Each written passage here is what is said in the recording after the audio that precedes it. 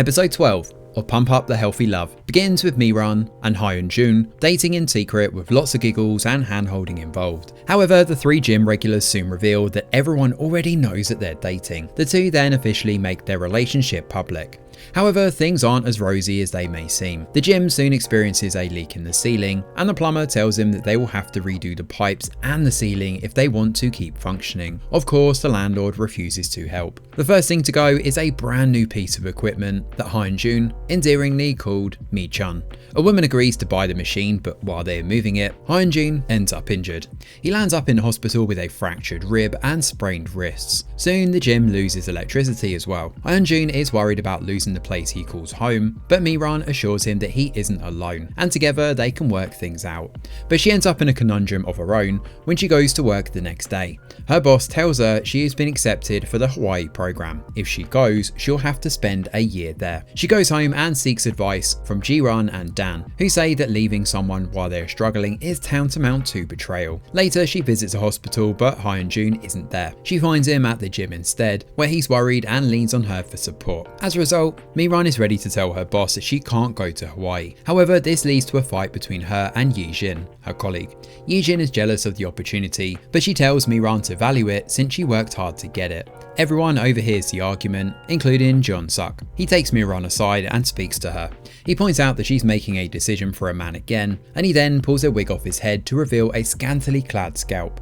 He says this was the real reason for him not sleeping with Miran. He was afraid of showing her this side of him. She realizes that her body was never the problem, and she admits that she spent all this time wanting the love of other people, but she didn't love herself. She runs over to see Hyun-jun and tells him that despite all her misgivings, she wants to go to Hawaii. He supports her decision and tells her to chase her dreams. He, in fact, berates her for not telling him sooner. Hyun-jun then tells Rosa and Alex that since the gym is close to shutting down, Roy has offered to hire Rosa and Alex. The 24-hour health club then officially closes. The members pack their things and say goodbyes, and although Hyun-jun promises to open a new gym in 6 months, we'll have to wait and see if that actually transpires. Rosa then tells Roy she can't work with him because she actually has feelings for him. He tells her he's opening a new branch and will work there, where she will be the director at the original branch. She's delighted and takes up the offer. The gym staff and members have one last party, aka a workout session at the gym. Afterwards, director Dong gives Hyun-jun a visit and he thanks him for protecting the gym all this time. He's now off to Venice and tells Hyun-jun to visit. At work, everyone bids Miran goodbye. Yi-jin even gives her all her research from her honeymoon in Hawaii. We then shift to the airport where Hyun-jun gives Miran a letter with a workout schedule, and after one last hug, she leaves. We then skip forward 1 year later, where we find Rosa and Alex are flourishing at Roy's gym. They haven't heard from Hyun-jun in a while Dan and Ji-ran are singing their original song when Dan proposes to her. Miran then calls Ji-ran and tells her to pick her up from the airport the next week. Ji-ran asks about Hyun-jun, but Miran just puts the phone down. Even the three gym regulars wonder where he is and what he's actually up to.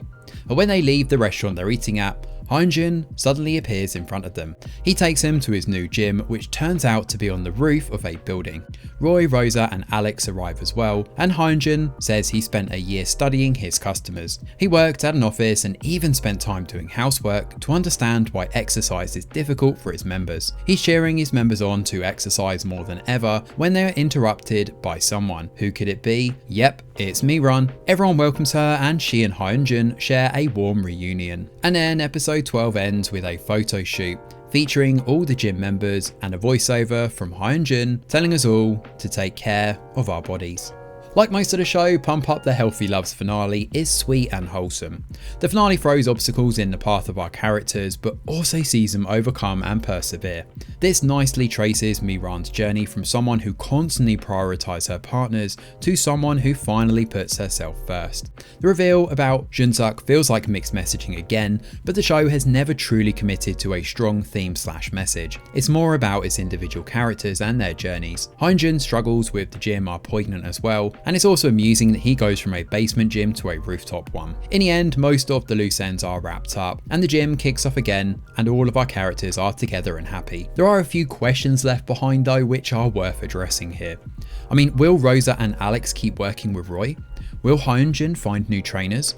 Also, what about his bodybuilding? Does he not want to return to it anymore? Of course, it would have been nice to learn more about Mi-ran's time in Hawaii too, and also how she and Hyun-jun dealt with the long distance. The drama around Hyun-jun's disappearance adds some unnecessary suspense and feels a bit unrealistic that he stayed out of touch with everyone. Nevertheless, the reveal that he's been studying his members' lives is a wholesome one and does wonders for his character journey. As expected, Mi-ran and Hyun-jun's romance is all sorts of adorable, and all the exercise references actually give it a pretty unique flavour.